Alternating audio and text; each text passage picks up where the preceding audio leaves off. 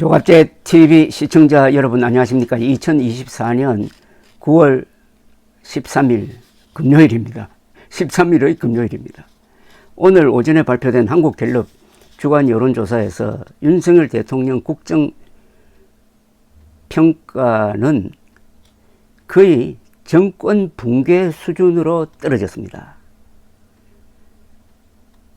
긍정평가, 윤석열 대통령이 국정을 잘 운영한다는 긍정평가는 20%입니다. 20%. 전주보다 3%포인트 떨어졌습니다. 국정 운영을 잘못하고 있다는 부정평가는 70%로 올랐습니다. 취임 이후 최저와 최대치를 동시에 기록을 했습니다. 부정평가는 최대치고 긍정평가는 최저치가 되었다 이 말입니다. 부정평가 70%, 긍정평가 20%. 보통 어떤 정권의 지지율이 10%대로 떨어지면 정권 유지가 어렵습니다. 의원 내각제의 경우에는 국회 해산하고 선거를 하는 경우가 많습니다. 그러나 대통령 중심제는 그래도 계속하게 되어 있지만은, 그러나 대통령이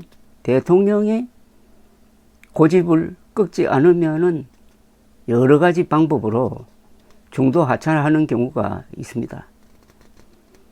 부정평가의 가장 큰 이유는 전주와 마찬가지로 무리한 의대 정원이었습니다. 결국 의료 대란이 윤석열 정권을 삼키고 있습니다. 의료 대란으로 총선에서 대패한 국민의힘이 진 다음에도 의료 대란을 해결하기 위한 아무런 노력을 하지 않고 있다가 이제는 쓰나미에 휩쓸려가는 모습입니다. 총선도 놓치고 다가오는 선거도 놓칠 가능성이 많습니다. 보수층의 53%가 윤석열 국정 운영에 대해서 부정평가를 내렸습니다. 38%만 긍정평가를 했습니다. 보수가 등을 돌립니다. 이른바 진보 중도층은 이미 등을 돌린 지가 오래되었는데 이제는 보수가 좌파를 따라가고 있다 이 말입니다. 경상도에서도 등을 돌렸습니다.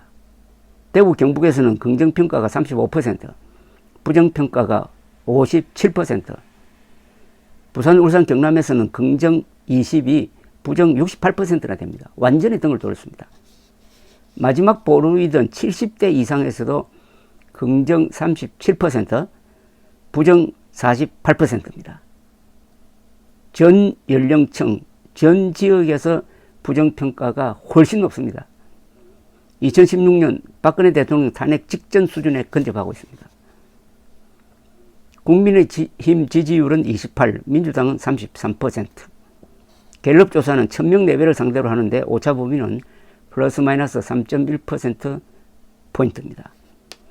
의료개혁이 의료 대란, 응급실 대란으로 확대되면서 다치면 죽는다는 공포감이 범국민적으로 퍼지고 있는데도 정부는 윤석열 대통령의 체면을 지키기 위하여 노선 수정을 거부해가지고 시간을 끌다가 정권의 무덤을 파고 있는 셈입니다.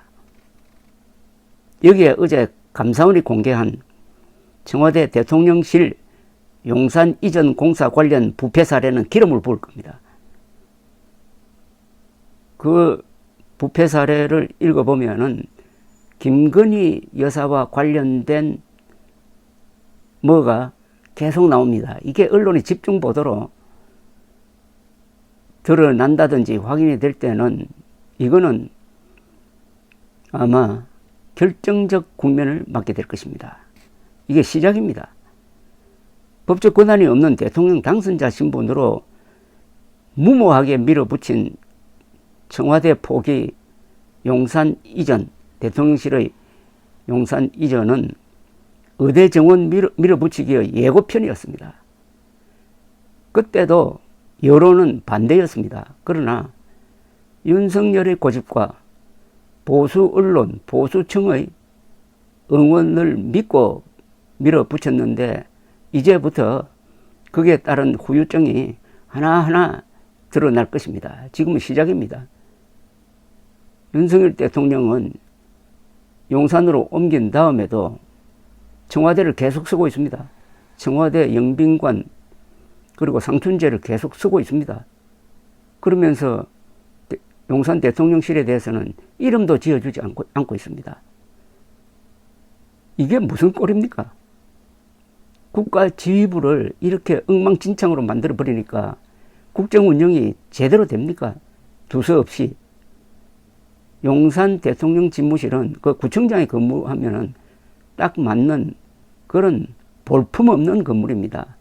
거기에 대한민국이라는 이 위대한 나라의 국가 원수가 산다고 하면은 아마 알만한 사람들은, 세계의 알만한 사람들은 조롱을 할 겁니다. 국격에 맞지 않는 곳으로 대통령실을 옮겨 놓으니까 이렇게 일이 뒤죽박죽이 되고 있습니다. 어쨌든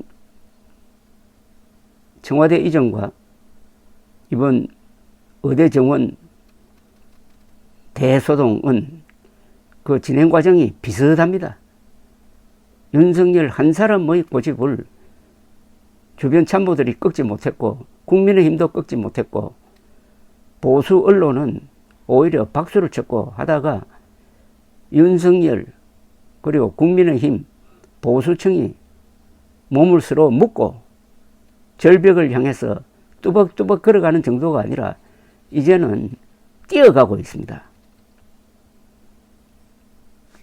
윤석열 정권의 붕괴를 막을 수 있는 유일한 사람은 윤석열 대통령입니다. 윤석열 대통령이 살려면은 맨 먼저 의대 정원 2,000명 포기 선언을 하고 국민들에게 사과하고 복지부, 교육부 장관 그리고 복지부 차관 문책하고 총리 바꾸고 하는 것이 유일한 살 길이 될 것입니다. 그런데 시간이 점점 짧아지고 있습니다. 살 수 있는 시간대가 짧아지고 있습니다. 감사합니다.